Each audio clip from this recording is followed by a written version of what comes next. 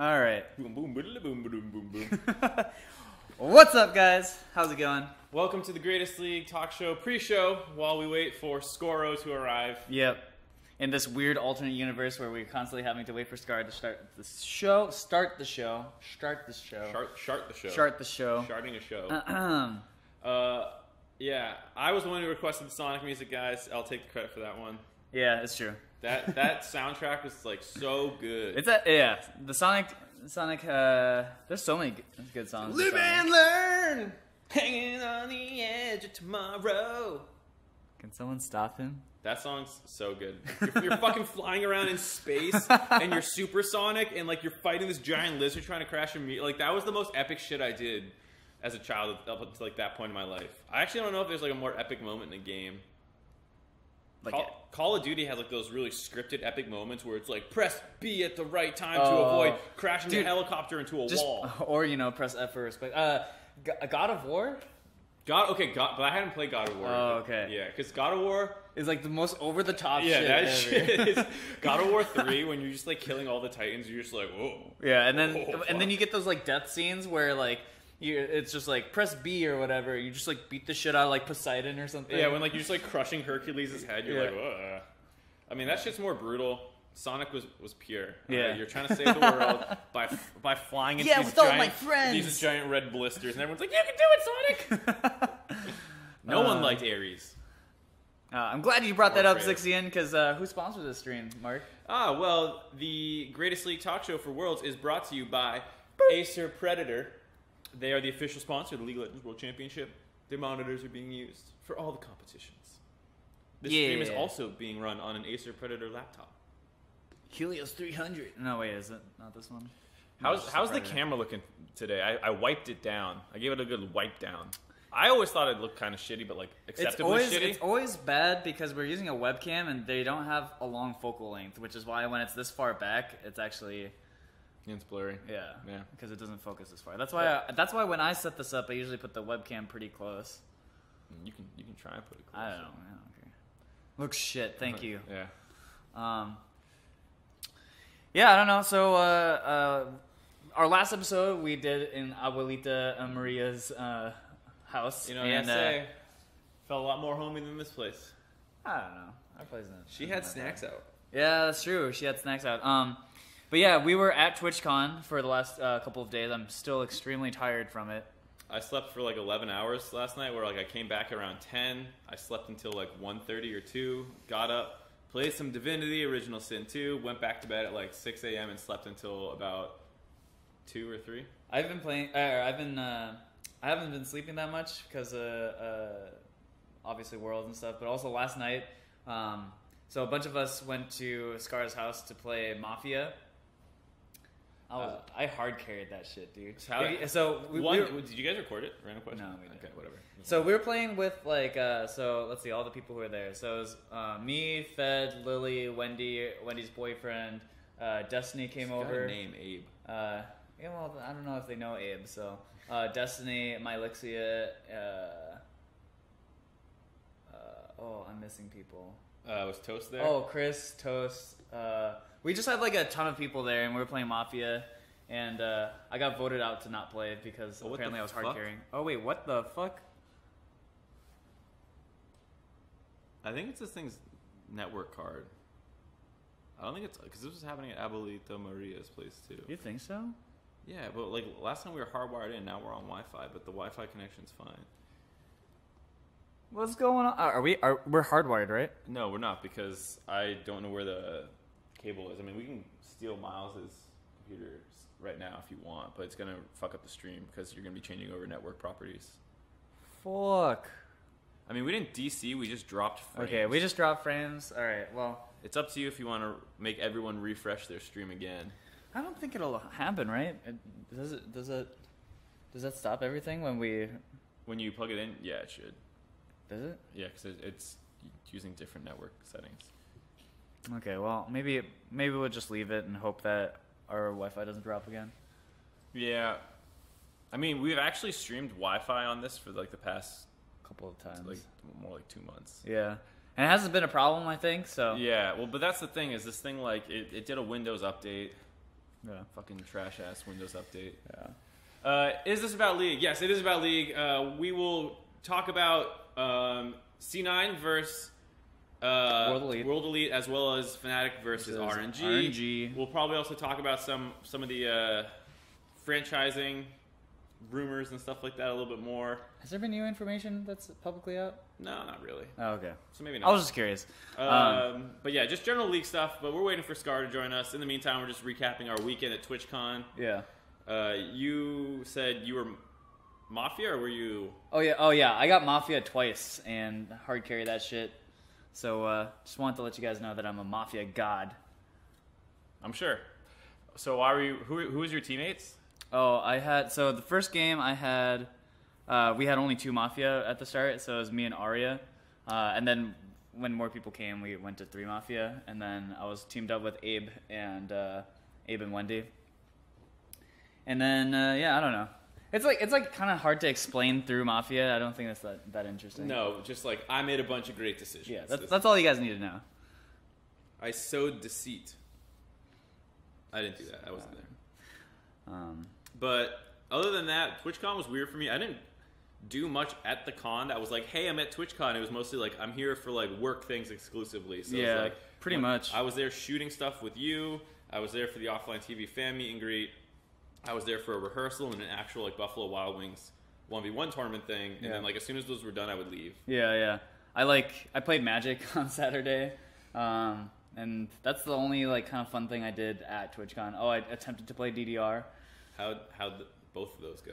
I did pretty well in the Magic tournament. They were having really, really cheap events. You could for anyone who plays Magic, they were having sealed tournament for $15, which is like ridiculous. So I went to one.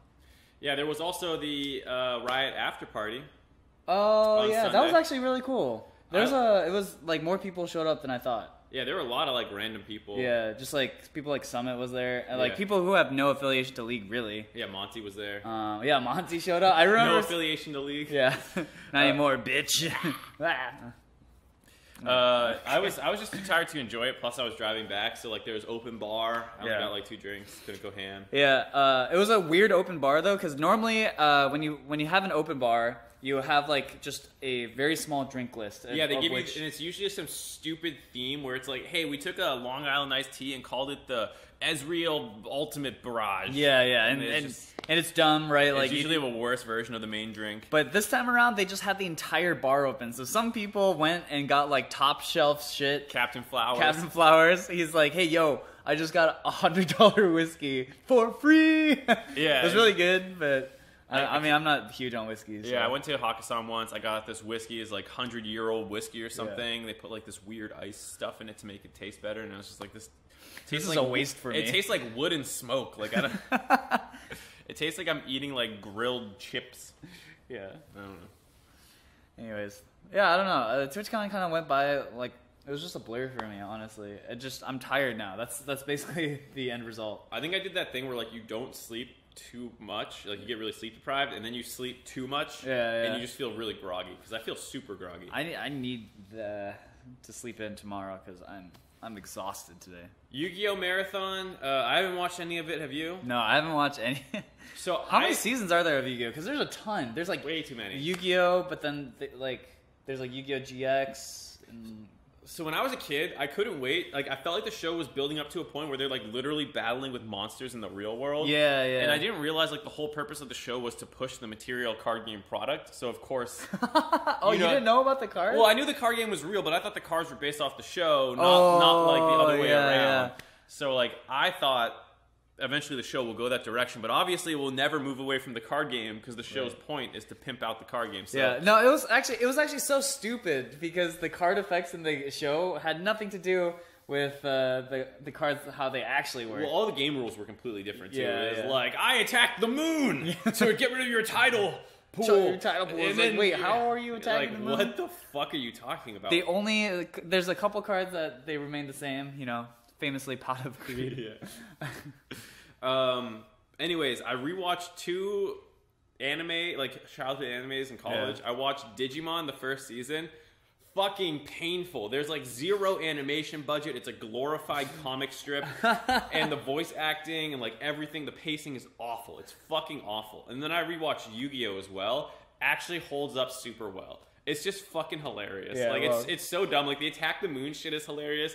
Like Mia, the girl's just like got perfumes and her tits pushed out everywhere. She's just like, "Hey Joey," you know. Like there's one scene where like someone tries to punch a boulder. And you're in the maze. Yeah, you're just like. But it turns out it's like it's full of air or something. Yeah. Anyways, the whole thing is just hilarious, and so actually Yu-Gi-Oh still holds up pretty well in the sense that like it's stupidly funny. Be honest, like how much drugs did you have to take to enjoy it? Not that many.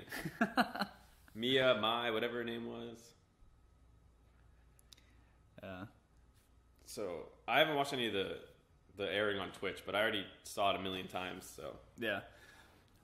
I don't even remember all the characters. There's Joey, right? Joey Wheeler, Kunai Whip Chain. He just had like shitty cards. Baby Dragon, Time Wizard, Pulverization, 1,000-Year Dragon, Flaming Swordsman, Swordsman, Pizza from Brooklyn. Wait, okay, so there's Joey, there's Tristan. Tristan, that's with the pointy ass hair. Yeah, he's gonna stab someone's eye out. There was Yugi, Kaiba, Seto Kaiba. There's that girl who I can never remember her name. Trish or something. Trish? Or Trish? Was that really her name? Help us out, Chad. Yeah, Help us out. Yeah, she was invisible. She doesn't do shit in the show. Yeah, MLXG was in the show. Yeah, dude, MLXG had a sick insect deck. Oh, Tia. Yeah, Trish Tia. I knew it was a T. Yeah, whatever. Yeah. She was basically just there to just exist as a girl character. We're lagging some more. Oh. What the fuck, dude? Yeah, I don't know what the fuck is going on with our internet, but I did the Riot network test thing. Oh yeah. Got a 92 and a 93. Oh yeah? We got some high-rated internet here. Hell yeah. I mean, to be fair, like I never feel like our internet's bad, so. Yeah. That's why I don't know. I'm surprised this is happening. It didn't happen at all ever. And then we go to Abuelita Maria's. Yeah. She poisoned us. She hacked us. Scar said he'll be here in 2 minutes. Okay. Do you want to go down? I'll go down. Do you want to potentially try stealing Miles' Ethernet cable? Is it even his? I'm pretty sure this is mine. I mean, he has to have an Ethernet. There's a blue and a white one running over there. One of those two is not. The blue one goes to my room. The white one's his then. That's not his. When I say his, I mean it's in his computer. What the fuck, dude? You can't just smash his game. Man, focus game controller. Wait, this game's so long. Yeah, that one's supposed to run like a mile. You just gonna try plugging it in right now? Yeah. All right. Where do I it's on the other side. Oops. Just run it behind me. Yeah. All right, if we lose you guys, I'm sorry. Hacker to the mainframe. All right, we're switching over from Wi-Fi to the Ethernet cable. Are we good? Did we die? We switched over already. The icon on the bottom changed. I don't think we died. We didn't die? Are we good? Yeah, I think we're good. Are we good? Yeah, I think we're good. All right. Don't mess with that. Well, I was going to disable the Wi-Fi, but... I don't know. If we're good, we're good. We're good. Yeah. 100%. Yeah, I don't know. I didn't actually watch that much of Yu-Gi-Oh! It fell off for me. Like, I watched it, like, religiously up to a certain point. Like... Until the first time he beats Pegasus. I watched I watched way past. So I gave up after that because he beats Pegasus. The white hair guy Baku Bukaki. Yeah. He starts like killing people with cards, and I'm like, oh shit, this is getting crazy. Yeah. And then they have the God cards. Is that what happens next, or is that when? Don't they go into like a VR machine next? Oh, they do that board game thing. Yeah, that's when I was like, what am I watching? Oh yeah, the Dice Monsters thing. That's what killed it to me. I was just like, no, I'm not watching.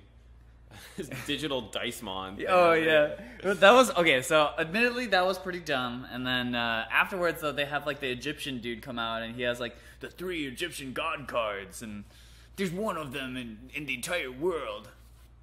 Yep, Baccarat. Yeah, I don't know. Oh, Twitch definitely does need a Pokemon marathon. I actually love the Pokemon anime. I've been watching Pokemon XY a little bit. Oh yeah. And Isn't that the one where Ash finally kisses a girl? Does he? Yeah. I don't know. I haven't made that far, and thanks for spoiling it. Sorry. But it's really weird because the animation budget's like really high for it. Yeah. So there's like a lot of like fighting scenes that look cool, but then the script writing and like the pacing and everything else is still god awful. So like it's literally the same as the first Pokemon, where it's just like Team Rocket shows up with just Meowth, and like they're struggling to catch Pokemon, and Ash is like capturing like a level 1 monkey ass Pokemon, and you're like, dude, you've been to like 7 leagues. Where are your good Pokemon? Isn't this like an alternate timeline? Is he supposed to? I don't know the background. I don't know the lore behind Pokemon. Is Ash?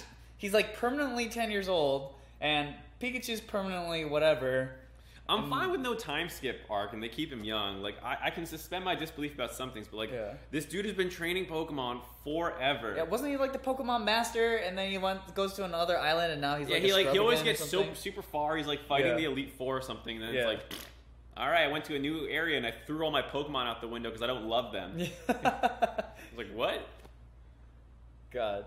I remember, like... Here's the thing. Someone said old school Pokemon holds up well, which I believe because when I thought back on, like, all the episodes, they were sick. Like, Ash dies and becomes a ghost. Crazy. They're saving Charmander from dying in the rain. Dude, that shit was so hypey. Squirtle Squad. I remember just Sabrina, when he was like on his little bike and he steals Misty's bike and goes to the Pokemon Center and he gets attacked by all these Pikachu just blows them up. You're like, oh my god, this is so hypey. Yeah, all that shit is super cool. And then I'm watching these new episodes and it's just like, oh no, we lost our Pokemon again. We have to go. Like, I watched 4 episodes in a row and it was all centered around the fact like one of their Pokemon ran off or like Team Rocket captured one. I was like, where's like the there's something to lose here. I always felt like in the first Pokemon something was gonna go wrong. Like when they turned into dolls, you're like, what the that show was actually pretty, Sabrina and the whole Ghost Pokemon arc was awesome. Yeah, it was so fucked up. And then I'm watching Pokemon XY and I'm like, there's literally an episode that's the exact same thing as the Butterfree episode where like they're getting kidnapped during their like transformation season. Yeah. Literally the exact same episode. Well, if it worked one time, it'll work again, right? Bring back Squirtle Squad, dude. They were the shit. Oh, Squirtle Squad. Yeah, they're so... Yeah, they had like the fucking glasses. Yeah, the Kamino glasses. Yeah. Do you think Gurren Lagann based the glasses off the Squirtle Squad? Wait, which came first? I would guess Pokemon came first. Yeah, you're probably right. The animation back then is so bad. Pokemon anime probably came out around like 96, 97? I remember I got my first... The game Maybe was 98. like 98, 99. I was like 7. I don't remember. It was a long time ago. All right, hold on. Pokemon, Yu-Gi-Oh, Digimon. Yes, they're animes, but you're not a weeb if you watch them. That's called having a childhood. Yeah, that was just like Saturday morning cartoons that just happened to be in the style of Japanese anime. Yes, it was not like, oh my god, did you see Bakemonogatari where there's like... I don't know. Well, that wasn't out back then either. I know. I'm just saying, like, that's like what anime. That's like anime. Yeah. I'm trying to think, like, back then, like, what made you a weeb? If you watched Naruto, you were a weeb because even though that was on Toonami, most people watched it before that. Like, if you watched subbed Naruto, online or Bleach. Dude, that shit didn't even exist online. I remember the only way I could get anime and stuff was like through people's DVDs that they like ordered off online or something. Well, so I had a couple of those too. I had like really random ones. I can't remember. There was like Escaflowne. I was like, what the fuck is this? Escaflowne. Yeah, that shit was crazy. That movie, have you seen the movie? Actually, not that good. The anime is not that good. The anime was not that good. The movie was sick because it's like they took it from like kind of like stupid love story shit and made it like rated M. It just seemed like they used magic to like rip a horse apart and you're like, oh my god, it's just what the fuck? So brutal. Anyways, I gotta go get Scarra. But yeah, I would say Pokemon, Digimon, anything that was on Saturday morning cartoons, TVZ, you're not a weeb if you watched it. But if I watched Yu Yu Hakusho. Yeah, Yu Yu Hakusho made you a weeb. Yeah. Inuyasha. Weeb. Yeah. I watched all that shit too, though. Cowboy Bebop. Hell yeah. Star. Dude, oh my god. Cowboy Bebop, Outlaw Star, Trigun all came out in the same year. They were so good. So fucking good. And then I remember I got introduced to Gundam with Gundam Wing. And then Endless Waltz was like the coolest thing ever. I remember when that first came out.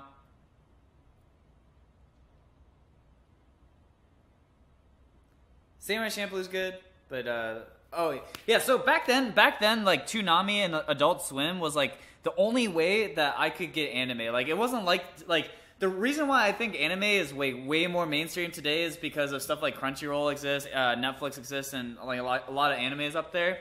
But back in the day, man, if you're a weeb, you were in the struggle. You know, like all you could watch is like Adult Swim and Toonami, and that was it. That was all the anime you could probably find, because otherwise you're stuck with like the 4Kids dub. Do you guys remember that shit? 4Kids dub for like One Piece and stuff. I remember the first time I saw One Piece, it was the 4Kids dub, and I was like, wait, this show fucking sucks. I can't stand Luffy's voice, and so I gave up on One Piece, and then it was like later on, I went back to One Piece and started reading the manga, and I was like, oh my god, wait, One Piece is actually so fucking good. And I had no idea why, that One Piece was actually a good show. It just like the 4Kids thing ruined it for me. Dude, Zoids was sick too. Zoids was crazy. But back then, because you were pretty restricted in what you could watch on TV, I read a lot more manga, because like, you know, people still do this today. If you go to your nearby Barnes and Nobles or whatever, I went to Borders because that was closer to me after school. But if you go to like the anime section, I was like one of those kids who just sat down at one of the shelves and just kept reading everything. That was me, dude. One Piece. I think One Piece is the best shonen ever. I think it's consistently the best, but it's so long. It's pretty tough. But yeah, I watched the shit out of Zoids. I'm trying to think of other anime back then that was, someone mentioned Big O, I think, Inuyasha. What else was there that was played? I think I covered the main ones. There was like Monster Rancher. Do you guys remember that? No, I didn't really watch Code Lyokyo. Code Lyokyo came a little later in my life. Rurouni Kenshin, that was the shit. Shaman King, that was also the shit. Cardcaptor Sakura was alright. That was more of a girl show, but I thought it was pretty cool. There was an anime with like a kid with like a broken baseball bat. Oh, Tenchi Muyo, I remember that too. Muyo was so weird. Yeah, it's so weird. I found out that Tenchi Muyo is basically a hentai. Your place is so cold. I'm so not jealous, man. What the heck? Yeah, we got that thermostat at 73. It just feels that way compared to outside. No, my room has been 85 all day. Oh my god, dude. You want 6 KYS Scarra in the middle? yourself. I'll go in the middle. Okay. I'll be at your left side. Sounds good. Left side. Okay. Yeah, Ren and Stimpy, best anime of all time. Oh, Zatch Bell is awful. I can't believe people even brought that up. Wait, is that spell I enjoyed it. Do you like that more or less than Law of Yuki? I didn't watch that. I don't know either of those All right, ones. you guys are. Okay. See, here's why I don't consider myself a weeb. Like, I'll outdo anyone who doesn't watch anime, but then as soon as I get into the true, like, anime schnob area... I don't know if that's really schnob. Oh my god, Cyborg 009 No, I was talking about school. that. I was talking about that a couple days ago. Oh, yeah. When they were like, what superpower would you want? Yeah, I was yeah. like, I want the Cyborg 009 power. You have, like, a thing in your mouth that you just, like, click it and you just, like, move so fast nothing around you is moving. Oh, yeah. That shit was so cool. Cyborg 009 came out in, like, the 70s. That show is actually so old. I actually never watched that, so I have no idea what you're Really? It was on like old school Toonami as or fuck. something. Yeah. It was like one of the things that they. It was like, what was that fucking boy? You know, Astro Boy. Astro Boy. It's like Astro Boy like time frame. Astro Boy is also like super old school. Obviously, that came out a long time ago. I remember when I told my dad about that, and he was like, "That was like my childhood. What the fuck? Yeah. Why are you watching that?" Anyways, what have you guys been talking about? This. Clearly, this. Yeah, mostly. People are mentioning that they're doing a Yu-Gi-Oh watch along thing on Twitch right now. Oh yeah. And people are just saying it's just ads. Yeah. Like not Zoids. ads. Zoids was the shit. Oh god, if there's one game I ever wanted to become like a real game, it was Zoids. Thing, yeah. And not the Zero Liger. Yeah, that version. Not the because there was like the two Zoids, kind of like there's always like different Gundam timelines. There was two Zoids. There's like the one where like they were used in warfare and it was like kind of dark and like the Zoids were evil and shit. And then there's like the ones where it's just like we just battle for fun. Yeah, and the battle arena. that was the sickest. That's the one that I want. Yeah. He gets the blue Liger. And that shit was so cool. Like the transformations of different versions, where he like runs to the ship and he like comes in and they put like different armaments on him. I remember this. And then he has like two giant guns on his shoulders. The green one. The green one was the sick one. The tank. He uses it once. There's like a fucking satellite falling from space. Yeah. And he shoots with a giant Blows it laser, blows up into a million pieces, and then has like a million rockets blow up all the pieces. That shit was so It was sick. so fucking cool. I remember this because once this era was over, they're like the follow up to this era. The next thing was like Bionicles, and I was just like, you know what? Bionicles? Our childhood is really suffering now. Do you consider stuff like Beast Wars anime, or is that just Saturday morning cartoon? It's just cartoon. Because like Beast Wars was pretty close to like an anime style. You got Transformers Beast Wars? Oh, okay. It's okay. Like I would never. It would never be in my top 50 animes. Yeah. No, of course not. Zoids. I tried rewatching Zoids too. Actually, it was fucking rough. Yeah. There was like the girl who went to like the tail and like was a sniper of the T-Rex thing. Oh yeah. All the Zoids were so fucking cool. The designs for the Zoids were so sick. Yeah. All right, looks like we need to bring this back. All right, are we bringing it back? No, we're gonna go start Greatest League Talkshow because that's what people are here to see. All All right.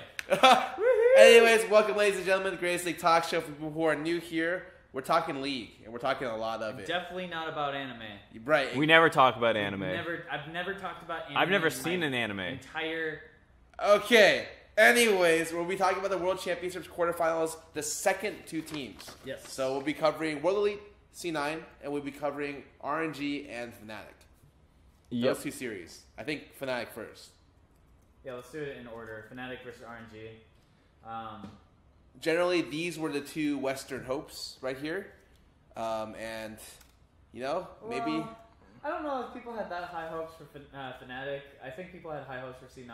I think people with Fnatic, like going into it, right? Fnatic had an amazing week 2, but still people were like, we'll see how they do against RNG. Because I think more so people were saying RNG were going to be like one of the dominant Chinese teams, but as the series developed, my hype for them has died down. Yeah. Okay. So, anyways, RNG comes into this group stage or quarterfinal stage with the idea that they are, if not a top 3 team, at least a top 4 team in the entire tournament. I got to tweet that we're live, by the way. Okay. Got it. And you guys got to retweet. We'll Yeah. fan.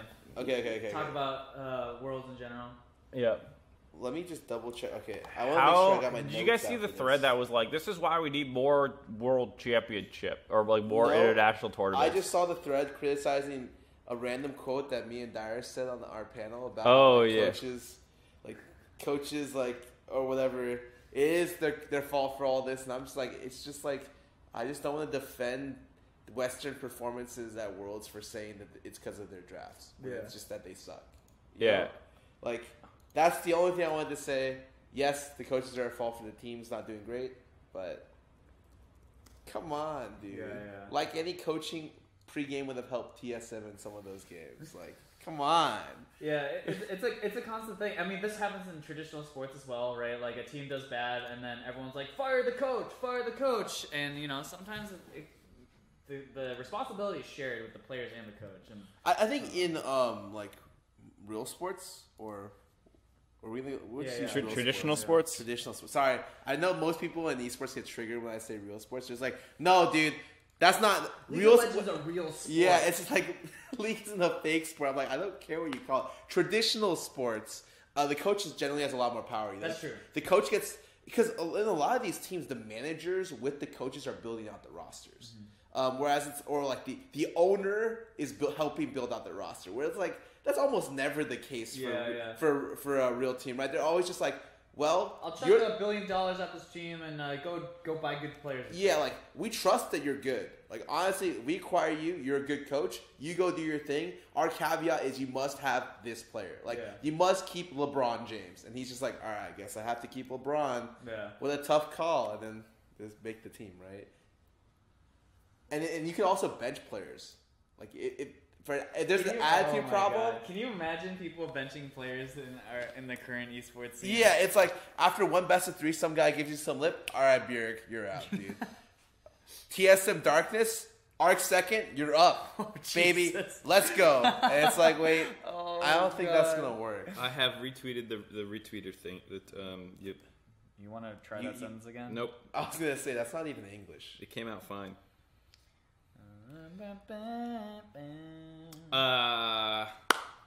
Wait. I didn't tag anyone in it. Oh. Don't you? Oh, general managers build rosters, not coaches. Okay, good clarification. Thank you. I was wrong.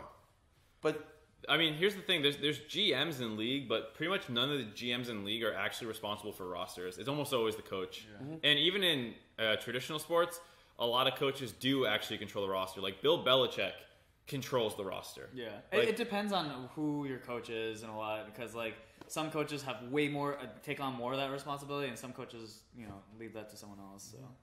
Yeah, Bill Belichick does.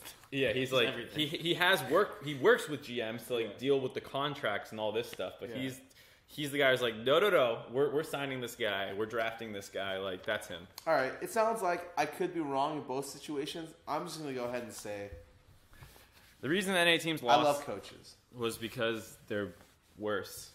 Yeah. Not just the draft. Overall. Not just the draft. Like. They're worst teams. That's what I meant to say, but I also love coaches. All right, let's start talking about our first quarterfinal matchup. RNG from China versus Fnatic from Europe. Yep. Yeah, let's start with game one. Let's go. 4-game series. Yep. Fnatic actually won a lot of early games, but were just not up to snuff in like late game team fighting and stuff like that. Yeah. Generally speaking. There are some games where they lost tremendously hard early game and they won one game, but that was... Yeah, that was weird. The one game that they won, I think, was the only early game they lost. Was the exception, yes. Yeah. Well, okay. So anyways... Let's not get ahead of ourselves. It was a 3-1 series for RNG. Yeah. Fnatic, to be fair, didn't look that bad, but looked generally outclassed. Yeah. I think that's how almost all the quarterfinals went, was like... They were super close. There was 2 best-of-5s. There were... a 4-game series and a 3-game series, and so it's almost always been super, super close. And this one was one of the ones that was not as close, despite Fnatic looking good. Like you said, they were clearly outclassed. Mm-hmm. So going to the first game, this is where I would like to say Broxah did a great job with this series, and I'm probably going to talk about him a lot during this series because I think... Can you learn to say his name then? It's Broxah. Broxah. God. All right, Broxah did a great job in this series. I think who's Fnatic's AD carry again? Yeah, I forget his name. What's his name? Reckless. Yay! God, stop! Oh my god. Okay. Anyways, Broxah did a great job. I think that Broxah did a great job. Comparatively to the other jungler, there was a lot of situations where I was like, it was MLSG? Yeah. I didn't think he did as much, especially during an early game, to set up his team to be in a strong position into the mid game. Yeah, I think Broxah did a great job trading sides of pressure. Game 1 was basically entirely that. RNG, their counter to Janna, the Soraka, something that a lot of people know is a good counter pick. It's just something that people haven't been playing because there's still a fair amount of hard engage in the meta, and Janna has a lot of disengage, whereas Soraka doesn't. So, haven't seen her yet. Finally comes out. On the top side, Fnatic has the Trundle into Cho'Gath. So, it's actually weird where both teams play to the other team's strength, where Fnatic want to punish the Janna, and on the flip side, RNG are punishing the Trundle. They basically split the map and keep killing the bottom and top lane. Yeah. In this series, you see what the big weaknesses of Soraka are very, very early. And not even this one. I think the next game, too, where it's just the walk up and gank. Yeah, the jungler walks up. Oh, the other support flashes, uses the slow, Soraka dies. Yeah, when I was watching game 2, I was like, wait, didn't this just happen in game 1? Yeah, Janna, horrible gank setup. Still all the gank setup you need to kill a Soraka. Flash W, that's it. Yeah. That's all you need. It's like somewhat embarrassing because you're like, oh, I guess that's all they need. Yeah. But for the most part, it doesn't super matter. Generally, as the series goes out, Uzi's just, I don't know. I think Uzi plays the series like a monster. And he has to, right? To be able to carry like he did in the play-ins. Yeah. He's consistently just doing so much damage in all these team fights. Yeah, 1 item, 2 item, doesn't matter. Yeah. Always shitting out damage. Anyways, game 1 is mostly Fnatic shit on Soraka, RNG camp top. They kill Trundle, but the Cho'Gath starts getting really, really big, and Sivir is who they have on Fnatic side this game into the Tristana, I believe. Yes. Oh, this is a good time to highlight that, like you said before, Sivir is the European Trist counter. Yeah. All the European teams pick this matchup and have picked this matchup at least once.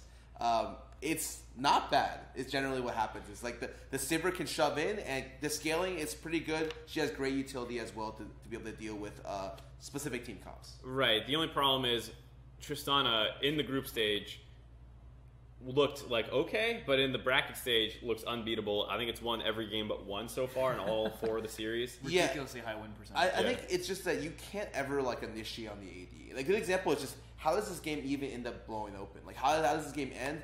Cho'Gath and Ryze find a pick onto the Sivir, right? Really late into the game, and what ends up happening is... It wasn't too late. They start camping mid. Like, I guess it was 24 minutes. It was like 24, yeah. Yeah, 24 minutes. Let Me, which by the way, you talked about the Cho'Gath top line. He had a great Cho'Gath. I think Let Me's super good. Like for the most part, his games were always pretty good. Soaz had some good games as well, but Let Me just is really consistent. I think a lot of people remember Soaz's game 3, and they're going to be like, oh wow, Soaz did so good. But Let Me overall, I feel like played better or played at a higher level throughout the series. Absolutely. So like you said, this game, the Cho'Gath is the one that benefits from all those ganks that went topside. He's fucking huge. He's at like 3 item at 24 minutes, which like if you're Sivir at 3 item and the Cho'Gath at 3 item, like Cho'Gath has 4,000 HP and like probably 250 armor. So Sivir really couldn't do much against him.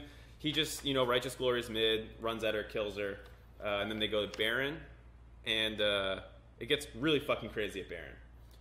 It ends up being something like, I think a 4-for-2 for RNG at the very tail end, but it was a really messy fight. Yeah, it was like they kill Reckless and one other. They go to the Baron. It like gets super low. They barely finish it off.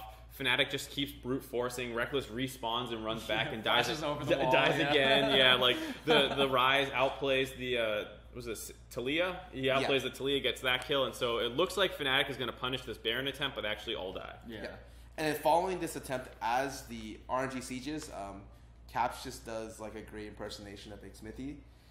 And Xmithy's Ezreal in like the group stage, he actually just hard suicides. I think one or two. The top lane. Yeah, the top suicide, and then he gets picked out bot lane too, and the game is just over within the span of like 3 minutes. Yeah, so Caps this whole series just had really high highs and really low lows.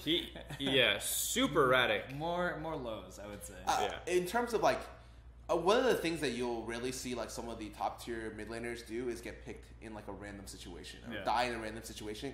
Caps did that in this series more so than probably any of the other mid laners we've seen throughout the other quarterfinals. I mean that one play where he literally rides the Talia wall into Tristana and was Ryze there too? I think it was both. Yeah, it was just they had like killed Cho'Gath for overextending, and he's like, "Let's go, guys! We picked one," and he just like flies into them. Into him. Yeah.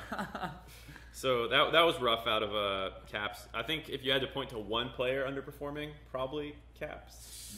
And underperforming's a hard word to use. Yeah. I would say generally the people who played well this game was from Fnatic's side. Broxa played really well, and Let Me, I thought, like almost hard carried with his lead this game. He pretty much hard carried. Yeah, and that's pretty much the game. Like, Fnatic does an okay job stalling out. They have the 6-item Sivir win condition. It is hard to push in, but eventually Fnatic like kind of just buckle to the pressure that RNG have from having a huge lead.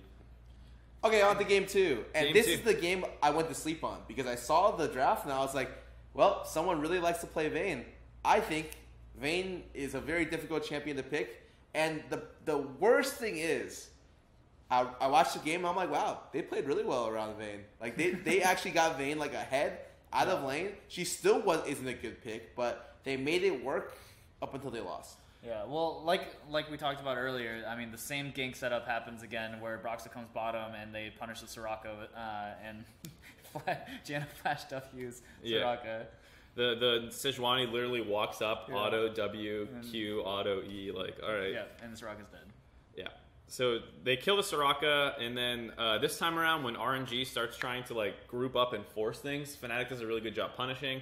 There's that one play by Caps in the top lane where he defends the minion wave 1v3, baits the dive, lives through it, then ults back down towards the Jarvan to get the cleanup kill, 1v3. Speak about high highs, this was a move that on paper should not have worked. It's like literally impossible. Like, let me put this straight, the enemy's execution, terrible. But he found like the hole in their like, I don't know what he like prayed to God and it worked out, and it looked amazing. Yeah, it's like anytime a play like this happens, obviously one team messed up, but they're probably just like why is Talia doing this? She's like inting to clear this wave. This is a free kill. And then like he actually plays that out well and stuff. So and it's amazing because they don't break the tower on the lane swap, and I think Fnatic gets tier 2 almost. They get all the way up and they get a humongous swing based off of this. Yeah. Right, and then later on RNG go mid lane, and once again Fnatic are able to punish this one. So like every time RNG tries to do something, Fnatic are in position to just kind of kill them for grouping up or trying to push or anything like that. And this is probably MLXG's worst game of the series, I would say. This is the game where like he just like he just played all AD Jarvan and just ran in. And he's one, Jarvan's hard to play into Vayne, and then he's Warrior Jarvan from behind. So like he'll like EQ at the Vayne, who will like E him out of it, hit him against the wall, and just two-shot him. Yeah, but even with that being said, I thought his initiations were pretty bad. Especially near the early mid part of the games. Going later, it was pretty good. He cleaned it up, yeah, he definitely cleaned it up. But you were just like, oh my god. I think he started 0-3 on Jarvan with like no kill participation as well. Yeah, there was the one mid lane where he EQs over the Wraith wall and just it dies. Yeah, insta dies, and you're like, what? Whoa, okay. But despite all that, Fnatic grab a Baron. They get a big gold lead. I don't think they break a turret, inhib turret with it. It's like they clean out every outer on the map. Like all the tier 2s are down, and then the next Baron spawns. It kind of gets stalled out a little bit. Well, so that's the thing about Vayne and why she's such a. I think she's a bad pick straight up because her 1v1 potential, while great, is outclassed by her inability to single target DPS in a team fight. Whereas, like, if you want single target DPS in a team fight, just take Tristana or like any of the other late game picks that exist right now. The better way to put it, I would say, would be that her relative range like hinders her. When you look at Trist's safety range is like the longest in the game outside Caitlyn, or it's farther than Caitlyn at level 18, right? And then she literally has like one of the best mobility moves in the game and a pushback, where Vayne is like relatively short range, has problems being able to get into fights without dying very quickly, and has insane damage, but like doesn't have the luxury of extra range. Right, and that comes into effect not just in team fights, but everywhere in the game. Like you want to siege turrets, very hard to do with Vayne. How are you going to walk up to this turret? Yeah, super hard with Vayne. Tristana does it easily. Kog'Maw does it easily. Like most late game hyper carries have range, and Vayne doesn't. And that's the thing with this is like even though Vayne ended up working for them in the end, a lot of it was based on like they collapsed really well after the first tower was broken to be able to get this lead. I think with a champion like if they reverted back to their game one strat Sivir, they could have I think done a lot more, and Sivir's utility in the mid late game could help them secure easier objectives. Yeah. However, it wasn't Vayne's fault that they did this next Baron and they lost it. Yeah, that was. So, anyways, the game stalls out. They don't get super far ahead, but they have probably a 6k gold lead after the first Baron. Second Baron comes around.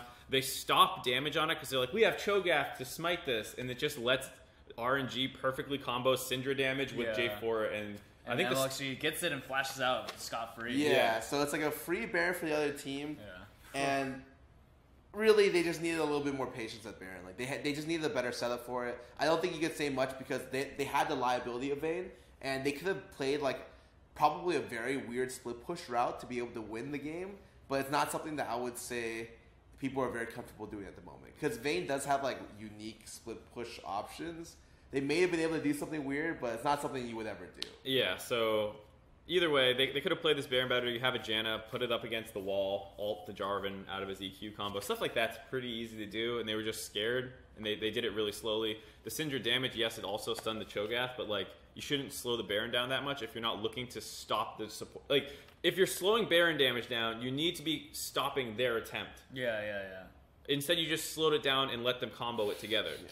Yeah, this is probably one of the situations where you're like, well, this is a dumb way to get Baron. Like, I can understand, like, being in a 50-50 situation where only a jungler can get in and you miss the smite. It's like, okay, you set it up well and you messed up. Cool, it happens. It's like, oh, they're all hugging the wall. And, like, you stop at 3k, but they do enough damage to be able to burst it. It's like, wait, you guys just messed up. They dropped it down to 1800 damage and just stopped doing damage to it. So, like, Syndra WQE plus J4 EQ smite is enough to burst the Baron. They put it in burst range and then stopped zoning. And more than likely, the best thing to do would have been they just turn off. Because they're not a siege team. Like, they would like to take a fight outside the towers, and they can win the fight. Because what does this Jarvan do to Vayne? Actually, nothing. Gets 2 hit. Yeah. Anyways, they get the Baron, continues to stall out. This is basically like a stop the bleeding Baron for RNG. And then there's a third Baron that they're able to get for free as well for RNG. And then this is like when they're completely fucked. Yeah, this is an unwinnable game from this position. And It's game over. How do they get the Baron? I forget. They just rush the third one. They just rush it, and like Caps tries to do this weird Talia wall, but it doesn't actually stop anything. Right. They try to like chase them down, but Broxah just dies because they're like, oh, let's just turn on this guy, and so it just got really ugly. And at that point, they had thrown too much of their lead to be able to make a good recovery at this point. Yep. Game 3. Game 3. This game. They lose the early game, but win the game. This game was just like, wow. RNG's early game is pretty good. Like I know I like shit on MLXG last game for playing really bad, but this game, like, he's all over the place. They're all doing well. They get this enormous lead. They're picking off everybody. They're shutting the Gnar down in the split push. He becomes basically useless for a little while. Yeah. In return for that, I tried this crazy play where they push their mid lane, or bot lane to mid lane. Usually the rotations are bot lane go top, but they try the mid lane rotation, and Caps just walks up, gets morgue bound, and dies, and they get pushed off the tower for a little bit, and Uzi gets solo farm for 2 or 3 waves and the first tower bot lane. You're just like, okay, Kog'Maw's going to kill everyone this game. And that's kind of what starts happening. They're like, they should win this game. I think they're hitting Nexus turrets at 26, 27 minutes before Uzi just like loses his mind. Yes. In one of the dumbest plays I've ever seen. And to be fair, to stress how one-sided this was, Uzi was frontlining with Morgana's shield onto a Mouse, and the Mouse had to flash away or he would die in 3 hits. Like, this was how bad Fnatic were losing this game. Oh, God. And then, and when they're right in front of the Nexus, just count how many times he gets hit by turret shots. Yeah, so... they're ending the game. Uzi's a god. I think they killed like 1 or 2 members on Fnatic. Yeah. And then Uzi like runs into a Nexus turret, starts tanking it while trying to kill somebody. Is like, whatever, I'll finish the turret off. Gets a black shield on top of him, and the turret's still hitting him. It's like, dude, that only stops magic damage. And then Gnar from behind throws a rock at him. A final turret shot comes in, and it looks like he dies from half health, but like it's only because he only had a magic damage shield. Right. Speaking about Gnar this game, this Soaz's best game, actual like incredible performance by him. Saved the game so many times. Yes. He had a situation where literally the other team is 5-man balled up in his jungle. They have not much vision on it. He solo kills the top lane, runs the enemy team around long enough for his team to be able to get something positive out of the situation. Yep. Soaz played this game incredibly well. Yep. So after Uzi dies, Fnatic are able to get a Baron and push. And then they die ending the game, or trying to as well. Oh, no, okay. My biggest problem with this game, the only major problem I had was at 32 minutes, RNG get a huge play. They get a 4-for-1 play. And Uzi, they're all around Baron. It's literally in Baron River. And Uzi decides, you know what? Instead of taking Baron, I'm going to run my ass up to top lane tier 2, kill this full health top lane tier 2 tower, and then go base. And then after that happened, they like lost the Baron attempt when they could have just went for Baron because they were right next to it, gotten the Baron, secured their lead even though they messed up, and then probably won the game easily off that. Because the only way that can really come back is if like they win a team fight and get the Baron. Right, a huge swing. Or they can just get it for free basically, which is kind of what happens. Fnatic just get the Baron, and then they start pushing. They have the Tristana this time, pretty useful late game champion. It's not easy for Fnatic. They keep dying, trying to like push up a little bit. It's like 1-for-1 trades. Malzahar, because he was so far behind, was useless for like a large portion of this game. He finally starts getting towards his endgame build where he does a lot of damage to tanks with the ult and all that stuff. So and Soaz just starts splitting mid lane, and they get in this weird position where like they're getting engaged on bottom, right? And Soaz is like ending the game, and they have to go back for him, and then they try to Uzi tries to desperately flash in to clean up the bot lane, gets 2 hit. And then they lose the game. And the entire time you're just like, RNG shouldn't have lost this. But well played by Soaz to keep them in the game. Do you guys want to talk about the draft a little bit at all? Because if you look at RNG's side, that's like, you're looking at like what you would consider maybe like a god comp, right? Like you have Kog'Maw being protected by Galio. I would say this is pretty much a god comp with maybe a different support. I would have liked... let me go see what was available. I would have liked Karma here over Morg. Well, so the Karma was taken by... the enemy team at because their of the side. Lulu Janna bans. Tristana, into... So I guess it was like pretty much one of the better supports available, but it's like not as good as one of the more premier supports. Like even the difference. So like J4 Galio is great to protect the Kog'Maw, but you compare it to like the C9 game where the comp had Janna in it, and it's like night and day how big of a difference Janna makes. And so don't get me wrong, this comp is good enough to win. I think they should have. They did snowball. They should have won. In my opinion, if you leave Galio up and your answer isn't like a Corki, which is I think the only answer so far that's been effective into Galio, if not like maybe Orianna. It's like and Cassio is also supposed to do decently well. For the most part, I always think the Galio team should win. I think Galio right now is like disgustingly good. Giving Galio specifically as well to Chinese teams with other engage tools is just like suicide. They're too good. They're too aggressive. They're too aggressive to like survive the first 20 minutes reliably. Almost all the time with Galio, you're gonna get your bot lane dove at level at like 4 minutes to 6 minutes. They're just all gonna slam down there. Okay. So that was that. Game 3 was that long 50-minute fiesta, and Fnatic pull it through.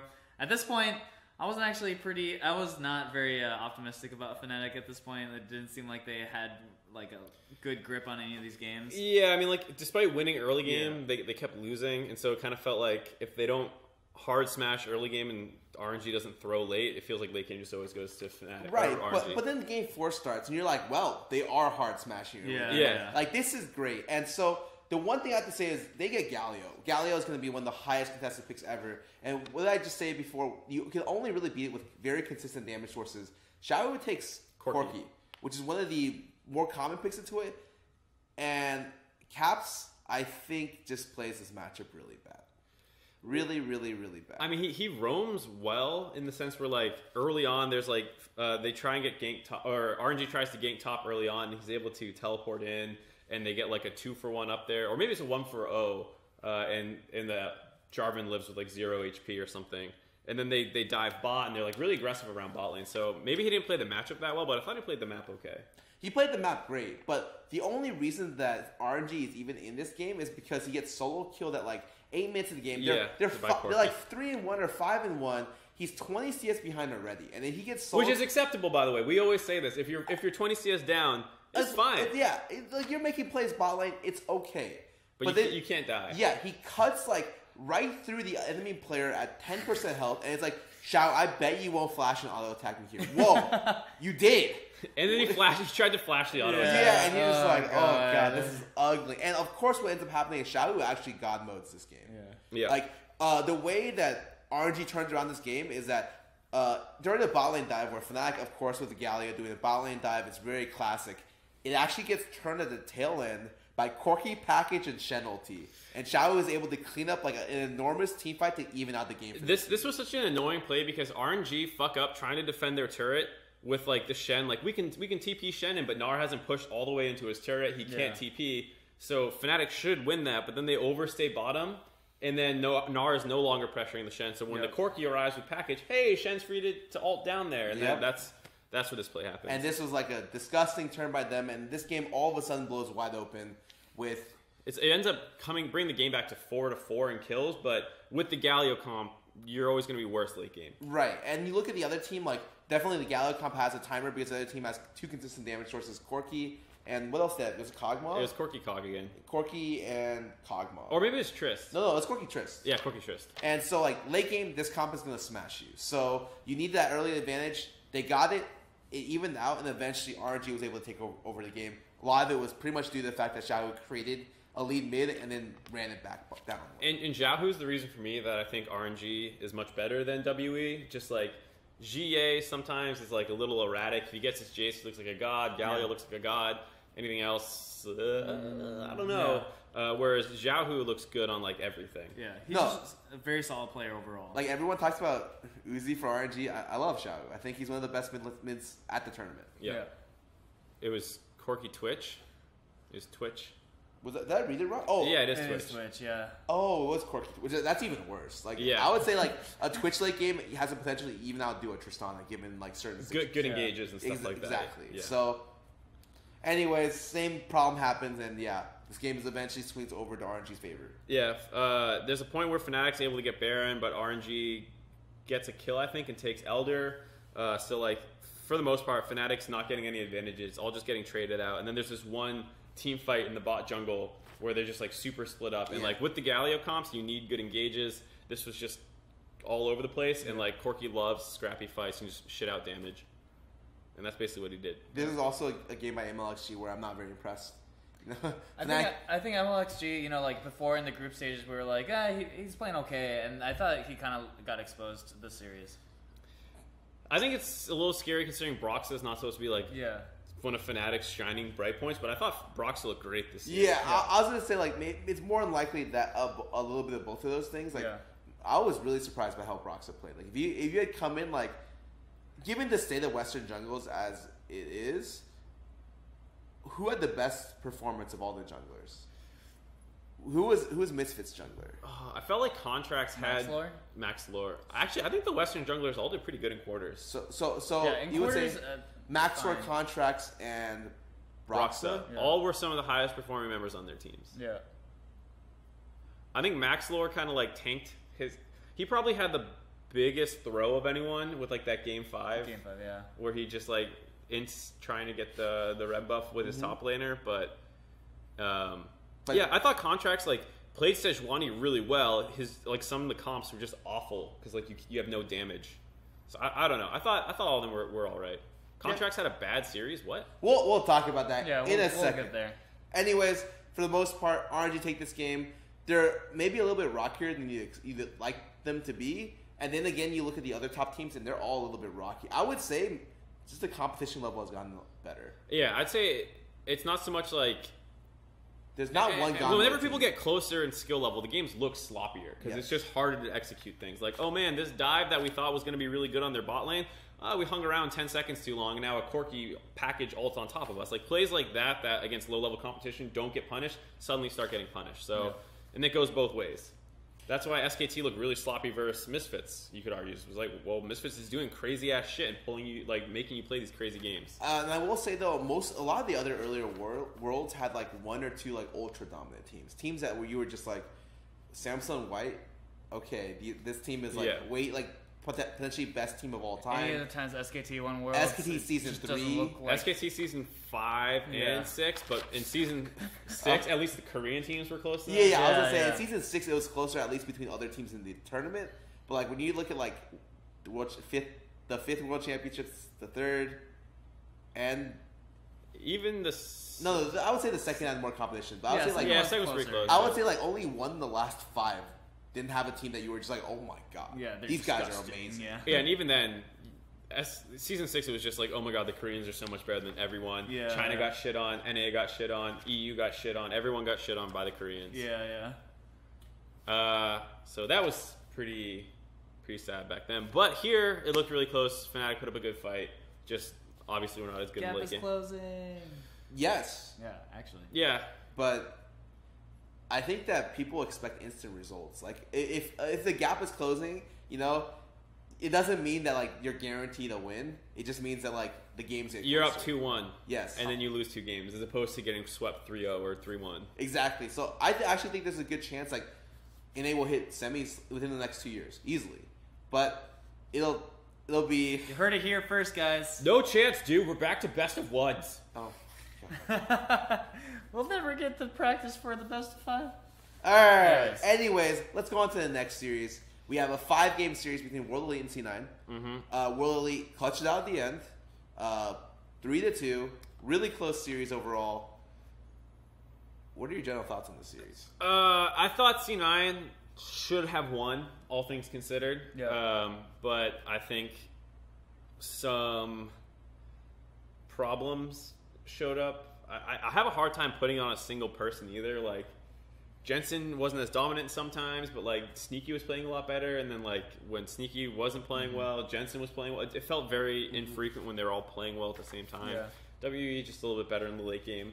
The one thing that is the most interesting is that of all the teams I expected to be able to deviate and play new champions, C9 is the last team. Absolutely. What the you look at If you look at like C9's improvement when they got Reaper as a coach, he wanted coach to split the first year, and then the biggest like critique on his relative like C9's performance this year has been CI hasn't improved much since the start. We've been saying this forever on this show, that like C9 is just the team that has always just done rock and steady, just same thing over and over and over and if again. they're better than the other team, they smash them. Because mechanically, they're really good. Well, I think this is a great reason to say like why C9 finally adapting and doing things that are innovative is so important for them is because like they actually almost won the series off the back of their innovation. Exactly, and I was so happy to see this because like if this stuff like this is gonna make it so that C9 does this next split, it's gonna be like crazy. Yeah, and they don't need to do this against every team in NA, but like when they start playing TSM, and maybe TSM's most likely the most dominant team in NA again, assuming they keep anything like 3/5 of their lineup. Bjergsen and like some people. Anyone in NA, like TSM will be great. So when they start playing them in the finals, I wouldn't want to see them play Ori, Syndra, and this and blah, blah, blah, blah. Play the Aurelion Sol, play the Singe, do some crazy shit. Like, TSM doesn't adapt well by all metrics, so, like, go for it. Do that stuff. Yeah, well, let's talk about the Strange Picks, because it comes out in Game 1. So there's two things I want to talk about. One, a lot of people complain about the draft in this series sometimes, but I think all of that was just because of Game 5. That's my opinion. Yeah, that's how I think too. Game 5. Oh my god! Literally, people took Game 5 and were like, their drafts were terrible. And it's like, wait, hold up. I would say if you ask most analysts, they look at this. They won 4 out of 5 drafts. Yes, they won at least 3 out of 5. And by they we mean C9. Yeah, sorry. C9 outdrafted the enemy team in this series, and just because of the last game, you're just like, C9 sucks at drafting. I can't believe Reaper. This guy even has a job. And the funniest thing too is when you ask people what they did wrong, people's answers are all over the place. No one has any idea what they actually did wrong. They're like, why wouldn't you ban Kog'Maw? And it's like, because they shit on Kog'Maw 4 times this series, or 3 times this series. Like, Kog'Maw wasn't the problem. Janna Galio's the problem. They didn't get their hands on Galio all series long in the 5th game to get Galio. Thinking emoji. But no, Kog'Maw was the problem, even though they beat it twice or 3 times, whatever it was. Like, anyways, C9 do a great job in draft. And a lot of it is because they use these weird, funky picks that do very, very unique things. Yeah. Soul's a great example. What does Soul do? Pressures the side lanes disgustingly hard. Yeah. So if you have very volatile side lanes, or you want to dive side lanes, Soul is your person dragon And thing. who do they dive this time? They have a Caitlyn this time, so they have pressure in bot lane. So that's just a great draft. Winning 2 out of 3 lanes. Top was, what was it again? Oh, it was like 2 stupid tanks, if I remember, because he broke out with top the was Singe in game 2 Cho'Gath and game 3. versus Shen. Yeah, Cho'Gath versus Shen. And the game starts and literally like Soul roaming top lane turns a gank 2 for 1. Yeah, so WE try and dive topside. Soul's able to roam up there. The other mid laner couldn't quite match it. Shows up late after they already get 1 kill. Overstays because it doesn't realize Jensen's about to ding 6. Jensen hits 6, gets his ultimate, gets the cleanup kill on the Corki as well. So that was a little lucky to get that level up right when he did, but that starts getting the top side in their favor, and then like you said, the dives start coming in bottom. Yep. Really clean dives too. And this is a situation where, okay, C9 has this big lead. It's all looking good. Yep. they have like a 5K gold advantage. It's at like 6K 10 at 20, minutes. It's 6K at 20 minutes, and then they start doing like these weird kind of 5v5 basically towards topside in river near Baron. It's like, that's not what your comp's good at. Yeah. Your comp wants to just pressure lanes and rotate between them with Shen, Aurelion Sol basically being globals and Caitlyn having push pressure. Right. But they start taking random 5v5s. And they play them horribly, honestly. Watch Huki's Aurelion Sol versus Jensen's, and I love the Aurelion Sol pick for Jensen, but his like team fighting with it is not as good. He loses DPS a lot to drop the spears back closer to him, and then those have 4 seconds before he can activate them again. So a lot of the time, he would drop DPS to save mana in situations where it's like, dude, you're better off going in this fight than saving your mana and losing DPS. And additionally with that, like, it's really hard for the Caitlyn player to maneuver some of these situations, and there are not multiple times where it's just literally like Caitlyn flashes in, the Baron fight, Caitlyn flashes in, gets Janna NATO, just dies instantly. And you're just like, oh, I guess. Like, this was never a situation where you wanted the Caitlyn to be close to the Kog'Maw in terms of like relative power. And they ended up throwing their lead to the point where Kog'Maw's pretty powerful. Yeah, and so this is once again where I'm like, the Kog'Maw didn't win the game. Yeah. Like, I consider this, you beat Kog'Maw. And they outperformed it in the late game. And then that's the thing too, is that this game was like very C9 favorite, and then World League came, and then it felt like C9 was coming back in the game. Caitlyn got to that 6-item point, and she was crushing it. Yeah, so like they were losing the game for a little bit after they threw at the Baron area a couple times. Eventually, WE grabs the Baron. And then there's like these 4v5 forces, which I just absolutely hate. When I used to coach, I tracked how often we fought 4v5s and how often we won them. It was close to 0% win rate. Like 4v5 team fights are so fucking hard. Even like, oh my god, they're tanks at half health and their AD carry blue is flash. It's, like, it's still 4v5. Yeah. We're up 4k gold. It's still 4v5. Don't fight 4v5s generally. Wait, are you talking about the 51-minute play where they got? No, I was talking about like the 25, 30-minute one. Oh, like no, I understand. Yeah. I kind of want to jump all the way down.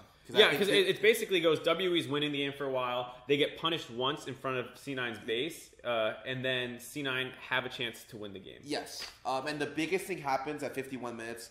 Contract finds a great pick onto the enemy AD carry. He's locked in.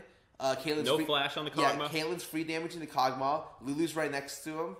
Lulu has heal and ulti. Doesn't use heal or ulti. Caitlyn dies, and then they lose the team fight because the team fight extends way too long. Yeah, you have Aurelion Sol, the enemy team at Corki, way more damage, obviously, on the Corki, so they lose that fight. And it's so sad because Smoothie could have ulted literally anybody, and it works out. You put the ulti on anyone in Kog'Maw's range, you knock up the Kog'Maw, loses DPS, Caitlyn lives. You put it on the Caitlyn lives. Like I would have liked that at least like a heal or like something, but like he didn't use either. He was just so tunneled on killing the Kog'Maw. He's like, we won the game probably in his head. Pretty sure Caitlyn died with her summers up too. Right? Yeah, he didn't bury her. Yeah. So it was like an ugly situation where they had to pick. It's like this is a game-ending pick. This is like blow everything.